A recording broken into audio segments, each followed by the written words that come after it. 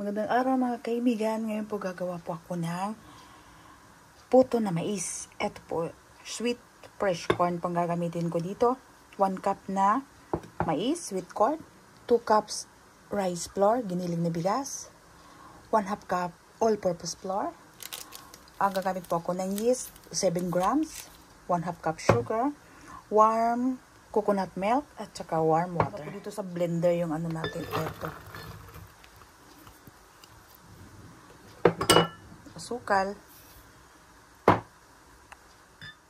Tsaka yung tubig natin. Ayan, i-blend ko na po ito ng 1 minute.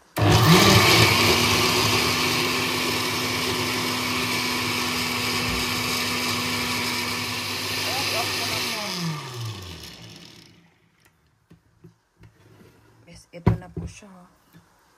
Ayan na siya. Ito na po. Okay? I-strainer ko lang po ito. Strainer lang po natin ito. Ayan. Lagay ko na po yung yeast natin.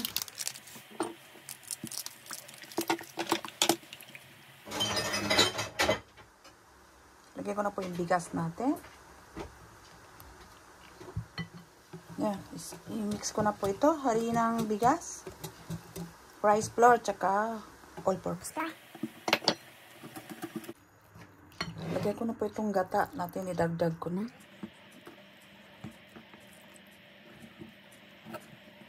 Ito na po siya. I-rest po natin ng 1 hour na naman po ito, 1 oras.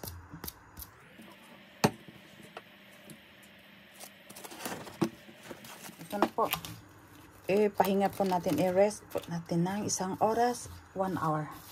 Maglagay lang po ako ng yellow color. Kasi patay siya eh. Kaya buhayin natin. Konti lang. Para maging yellow lang ng konti.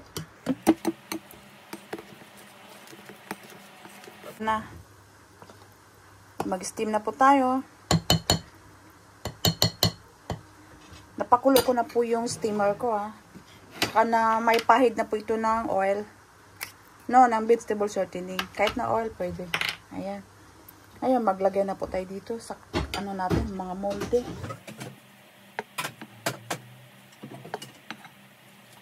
Ayan, maglagay na po tayo. May pahid na po ito ng ano ha, ng vegetable shortening. Ilagay ko na po ito sa steamer natin. Steam ko po ito ng 15 to 20 minutes. Medium, ano lang po tayo, medium heat lang po tayo. Ayan, 15 to 20 minutes. Medium heat lang po tayo. Ito na po, may 15 minutes pala, 15. Aray ko. Ayan, ang puto ng mais natin. Ayan, tingnan nyo. Ayan, perfect. Ayan, itong puto natin. Magtikim na po tayo. Itong tikman ko. Ayan, madali lang po siyang ano, tanggalin. Ayan o.